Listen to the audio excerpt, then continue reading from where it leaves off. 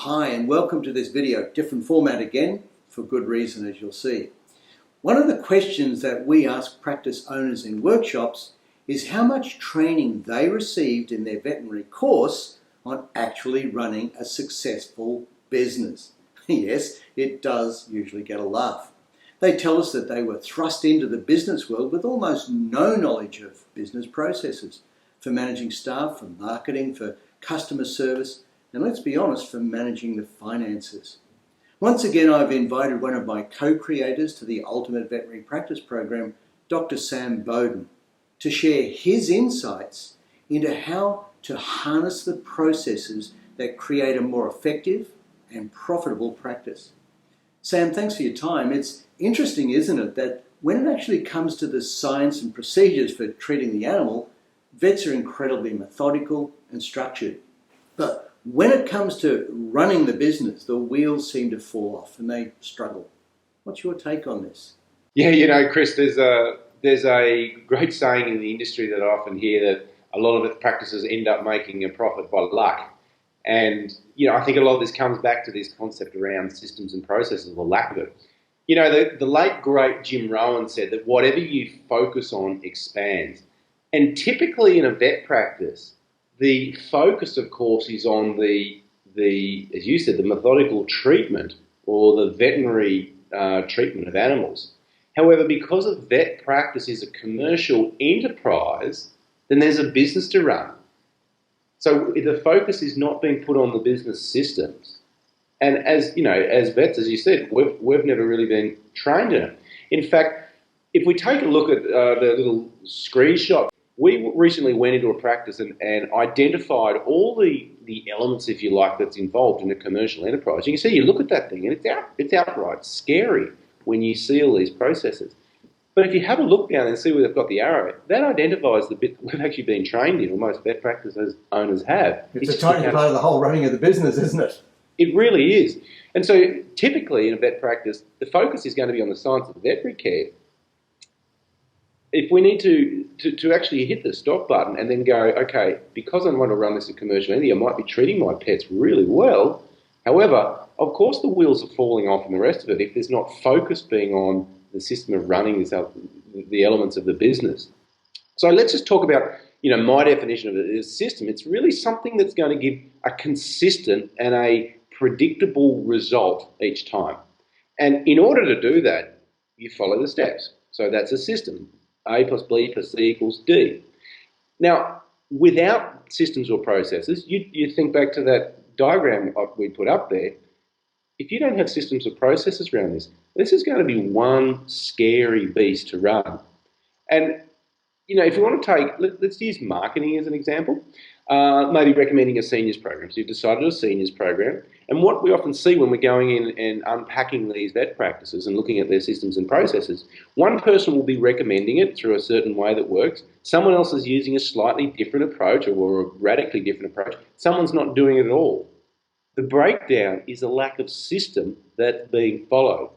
So literally just bringing a marketing system in and training the team in it, that will actually correct that inefficiency or the lack of outcome to a system that's going to give a predictable and reliable outcome. And if I can add another description there, Sam, consistent, reliable and enduring, because very often we see it, you see it, I see it in practices where things are implemented and they start working, but because it's not part of a systemized process, people tend to forget and it just drops away as if, we were doing that last month, we don't do it anymore. So really, the system needs to embrace the durability and long term, doesn't it, as well?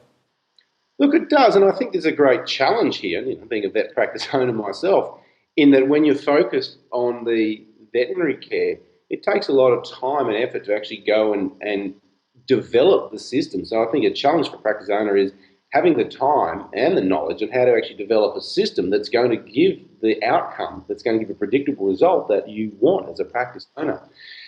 But Chris, what I do love, in order to encourage you listening to actually think about where do I need to put some systems is, I love hearing that almost gushing excitement that you get from a practice owner when they've discovered and implemented a system that started giving them this predictable result. It's like some sort of magic switch has been turned on. And just the freedom that it tends to give them, knowing that once they've built it and it's part of their practice, it will just go on again and again and again for years to come, generating that result that they want. And I love the freedom, I love the profit that it provides for them. Absolutely. And the other thing on that too, Sam, is that without that system, many vets are looking down the track the next 5 or 10 years, almost already feeling the burnout from what they know they'd have to keep reinventing every day. Whereas when you've got these systems, as you said, it just gives freedom, doesn't it? It's just so powerful.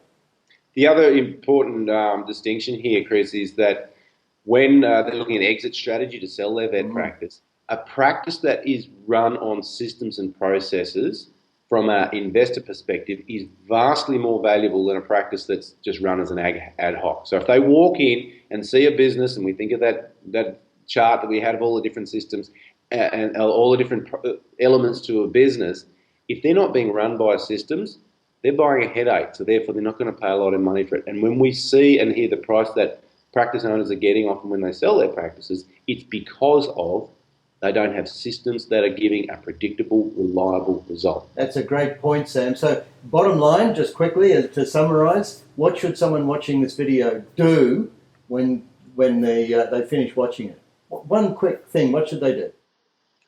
First step, identify the bottlenecks in your business. Classic example, telephones. If you run off the feet and there's inefficiency there and the phones are ringing, you don't know who's answering it, develop a system. That's a bottleneck. Take some time, hit the pause button, find out how you can develop a system that's going to give a client extraordinary experience without the phone ringing 30 times and 10 people running around wondering who's going to pick up the phone. So the first step, like any treatment, identify the problem. Second thing, find a solution to it. And of course, magic happens when you implement.